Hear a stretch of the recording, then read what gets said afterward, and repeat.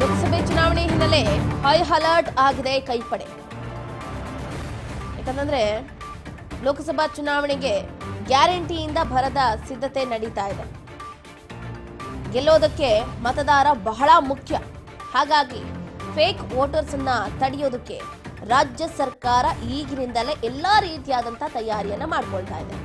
ಜನಜಾಗೃತಿಯನ್ನ ಮೂಡಿಸೋದು ಅಲ್ಲದೆ ಪ್ರತಿ ಬೂತ್ಗಳಲ್ಲೂ ಕೂಡ ಫೇಕ್ ಮತದಾರರ ಪಟ್ಟಿ ಕುರಿತು ಕಂಪ್ಲೀಟ್ ಮಾಹಿತಿಯನ್ನ ಪಡ್ಕೊಳ್ಳಿ ಅನ್ನುವಂಥ ನಿಟ್ಟಿನಲ್ಲಿ ಸಂದೇಶವನ್ನ ರವಾನೆ ಮಾಡಿದೆ. ಬಿಜೆಪಿ ಸರ್ಕಾರದ ಅವಧಿಯಲ್ಲಿ ಏನಾಯ್ತು ಅಂತ ಎಲ್ರಿಗೂ ಕೂಡ ಗೊತ್ತಿದೆ. ಏನು ವೋಟರ್ ಐಡಿ ಪ್ರಕರಣ ಆಗಿತ್ತಲ್ಲ, ಬೆಂಗಳೂರು ನಗರದ 28 ವಿಧಾನಸಭಾ ಕ್ಷೇತ್ರಗಳ ಮತದಾರರ ಮಾಹಿತಿಗೆ ಕನ್ನ ಹಾಕಿತ್ತು ಖಾಸಗಿ ಸಂಸ್ಥೆ, ಅದೇ ಚಿಲುಮೆ ಸಂಸ್ಥೆ. ಅದರ ವಿರುದ್ಧ ಸಾಕಷ್ಟು ಪ್ರಕರಣಗಳನ್ನ ಹಾಕಲಾಯಿತು.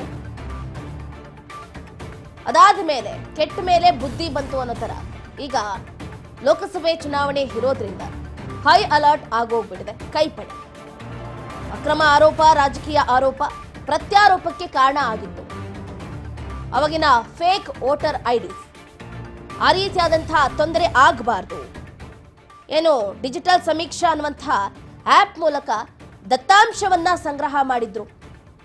BLO ಅಧಿಕಾರಿಗಳ ಹೆಸರಲ್ಲಿ ಮತದಾರರ ಜಾತಿ ಆಗಿರ್ಬೋದು, ಲಿಂಗ ಆಗಿರ್ಬೋದು, ಆಧಾರ್ ಸಂಖ್ಯೆ ಆಗಿರ್ಬೋದು, ಮೊಬೈಲ್ ನಂಬರ್ ಮತ್ತಿತರ ಮಾಹಿತಿಯನ್ನ ಸಂಗ್ರಹ ಮಾಡಿ ಎಲ್ಲ ಫೇಕ್ ಮಾಡಿಬಿಟ್ಟಿತ್ತು. ಹಾಗಾಗಿ ಬೆಂಗಳೂರಿನಲ್ಲಿ ಏನು ಖಾಸಗಿ ಸಂಸ್ಥೆ ಇತ್ತಲ್ಲ, ಮತದಾರರ ಮಾಹಿತಿ ಕಳುವು ಮಾಡಿತ್ತು. ಬಿಜೆಪಿ ವಿರುದ್ಧ ಕಾಂಗ್ರೆಸ್ ಕೂಡ ಕಿಡಿಕಾರಿತ್ತು ಆ ಸಂದರ್ಭದಲ್ಲಿ. ಇದರ ಹಿಂದೆ ಪ್ರಭಾವಿ ರಾಜಕಾರಣಿಗಳ ಹೆಸರು ಕೂಡ ಮುಂಚೂಣಿಯಲ್ಲಿ ಇತ್ತು. ಹಾಗಾಗಿ ಈಗ ಆ ರೀತಿಯಾದಂತಹ ತೊಂದರೆ ಆಗಬಾರ್ದು ಅನ್ನುವಂಥ ನಿಟ್ಟಿನಲ್ಲಿ ಕಾಂಗ್ರೆಸ್ ಒಂದು ಹೆಜ್ಜೆ ಮುಂದೆ ಇಟ್ಟಿದೆ. ಇದರ ಬಗ್ಗೆ ಹೆಚ್ಚಿನ ಡೀಟೇಲ್ಸ್ ಅನ್ನ ಕೊಡ್ತಾ ಹೋಗ್ತಾರೆ ನಮ್ಮ ಪ್ರತಿನಿಧಿ ಬಸವರಾಜ್ ಹೂಗಾರ್. ಬಸವರಾಜ್, ನಾವು ಗಮನಿಸ್ತಾ ಇದ್ದೀವಿ ಈ ಹಿಂದೆ ಆದಂತಹ ಘಟನೆ ಮತ್ತೆ ಮರುಕಳಿಸಬಾರ್ದು ಅನ್ನುವಂಥ ನಿಟ್ಟಿನಲ್ಲಿ ಕಾಂಗ್ರೆಸ್ ಒಂದು ಹೆಜ್ಜೆ ಮುಂದೆ ಇಟ್ಟಿದೆ. ಏನಿದೆ ಹೆಚ್ಚಿನ ಅಪ್ಡೇಟ್ಸ್ ಇದ್ರ ಬಗ್ಗೆ? ಚುನಾವಣೆಗೆ ಕಾಂಗ್ರೆಸ್ ಪಕ್ಷದ ನಾಯಕರು ಸಾಕಷ್ಟು ಸಿದ್ಧತೆ ನಡೆಸಿದ್ದಾರೆ. ಒಂದಿಷ್ಟು ಏನು ಬೂತ್ ಮಟ್ಟದಿಂದಲೂ ಕೂಡ ಕಾಂಗ್ರೆಸ್ ಪಕ್ಷದ ಕಾರ್ಯಕರ್ತರು ಕೆಲಸವನ್ನ ಮಾಡಬೇಕು ಅನ್ನುವಂಥದ್ದು ಮೊನ್ನೆ ಮಂಗಳೂರಿನಲ್ಲಿ ನಡೆದಿರ್ತಕ್ಕಂಥ ಕಾರ್ಯಕರ್ತರ ಸಮಾವೇಶದಲ್ಲಿ ಒಂದಿಷ್ಟು ಸೂಚನೆಗಳನ್ನ ವರಿಷ್ಠರು ಈಗಾಗಲೇ ನೀಡಿರುವಂತದ್ದು.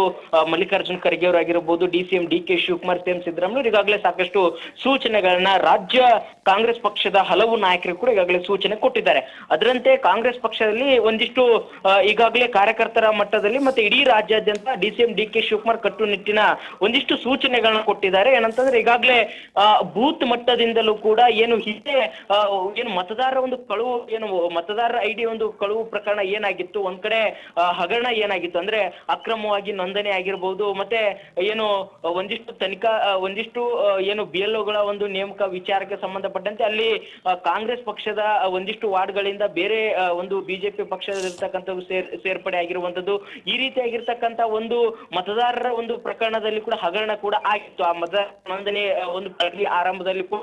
ಸೊ ಹಾಗಾಗಿ ಆ ಒಂದು ವಿಷಯ ಸಂಬಂಧಪಟ್ಟಂತೆ ಈ ಒಂದು ಚುನಾವಣೆಯ ಸಂದರ್ಭದಲ್ಲಿ ಯಾವುದೇ ರೀತಿ ಅಂತಹ ಅಕ್ರಮ ಆಗದಂತೆ ಒಂದು ಕಾಂಗ್ರೆಸ್ ಪಕ್ಷದ ಮತದಾರರನ್ನು ಕೂಡ ಗುರುತಿಸಿಕೊಳ್ಳಬೇಕು. ಬೂತ್ ಮಟ್ಟದಲ್ಲಿ ಕೂಡ ಕಾಂಗ್ರೆಸ್ ಪಕ್ಷದ ಮತದಾರರು ಎಷ್ಟಿದ್ದಾರೆ, ಬಿಜೆಪಿಯ ಮತದಾರರು ಎಷ್ಟಿದ್ದಾರೆ ಅನ್ನುವಂಥದ್ದನ್ನ ಲೆಕ್ಕ ಹಾಕಬೇಕು ಅನ್ನುವಂಥದ್ದು. ಮತ್ತೆ ಯಾವುದೇ ರೀತಿ ಹಿಂದೆ ನಡೆದಿರ್ತಕ್ಕಂಥ ಅಕ್ರಮಗಳಿಗೆ ನಾವು ಮತ್ತೆ ಅವಕಾಶ ಮಾಡಿಕೊಡಬಾರದು ಅನ್ನುವಂಥ ನಿಟ್ಟಿನಲ್ಲಿ ಕಾಂಗ್ರೆಸ್ ಪಕ್ಷದ ನಾಯಕರು ಮುಂದಾಗಿರುವಂತದ್ದು. ಈಗಾಗಲೇ ಬೂತ್ ಮಟ್ಟದಲ್ಲಿ ಕೂಡ ಒಬ್ಬನ ಮೇಲ್ವಿಚಾರಕನಾಗಿ ನೇಮಕ ಮಾಡಿದ್ದಾರೆ.